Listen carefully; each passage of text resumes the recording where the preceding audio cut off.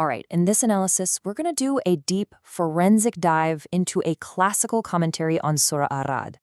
Our focus is going to be really specific: how the text methodically dismantles one of the biggest challenges from disbelievers, the denial of resurrection after we die. We're going to unpack every layer of the argument.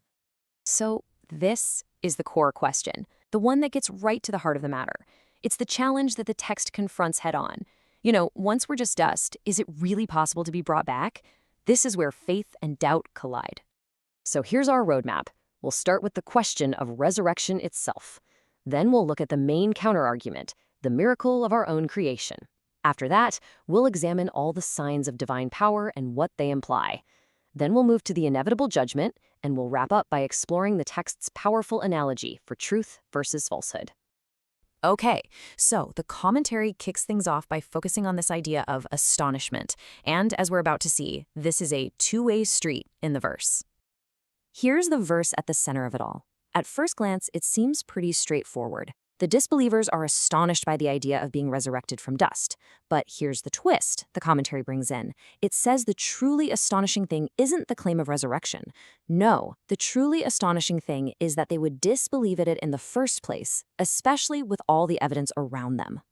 And this is where it gets really interesting. The source commentary zooms in on the specific Arabic word used here, ajab, for astonishment. It argues there are two layers of ajab happening at the same time. The first is the prophet's astonishment. He's amazed that anyone, looking at the wonders of creation, could deny the Creator's power to do it again. The second layer is the disbeliever's astonishment at the idea itself. The commentary's whole point is that the prophet's astonishment is the logical one, while theirs is presented as completely irrational. So how does the text argue against this disbelief? Well, it doesn't start with some abstract philosophy. Instead, it points to something very real, very logical, and something we've all experienced: the miracle of our own creation. The commentary makes sure we understand this foundational concept, the first creation. This isn't just about being born.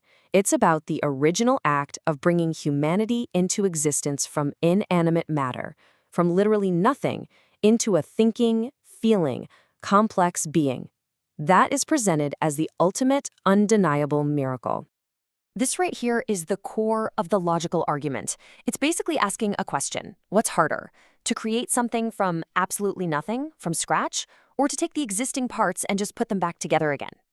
The commentary's logic is crystal clear. Recreation, resurrection, is obviously the easier of the two. So, if you believe God had the power to do the first, much harder thing, it's a total contradiction to deny he has the power to do the second, simpler thing. So you see, the point here is massive. Denying resurrection isn't just disagreeing with one small piece of theology. From the text's perspective, it's a fundamental rejection of the Lord's power, a power that's proven by our very existence.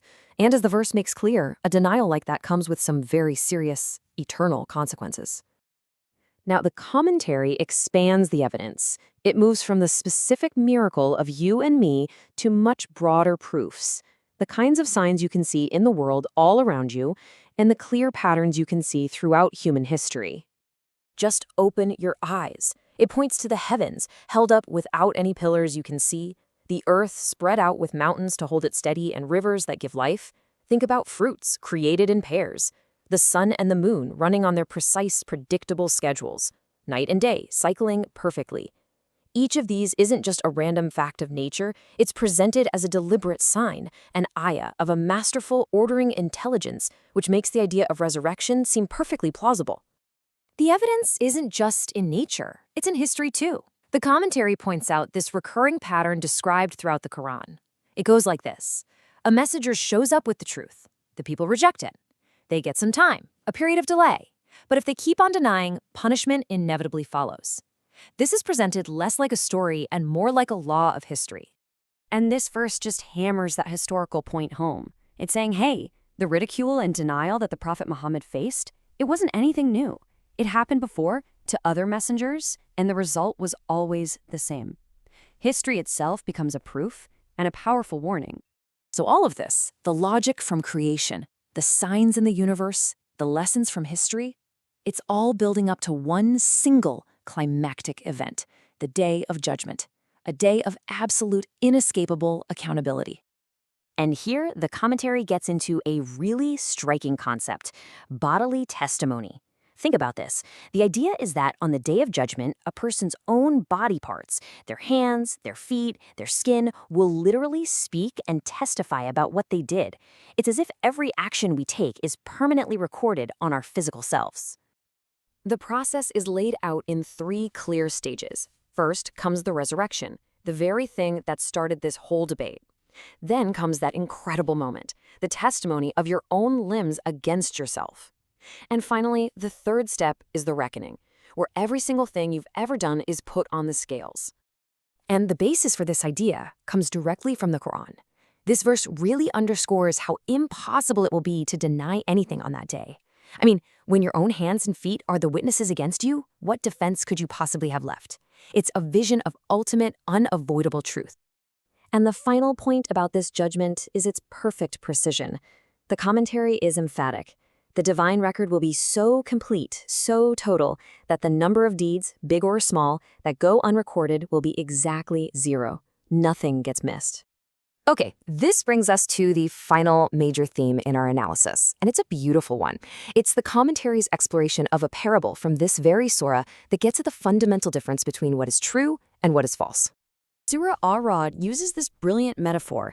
It compares truth to things that have real substance and benefit, like pure water that nourishes the earth, or precious metal that remains behind after you smelt it. It lasts, it's useful.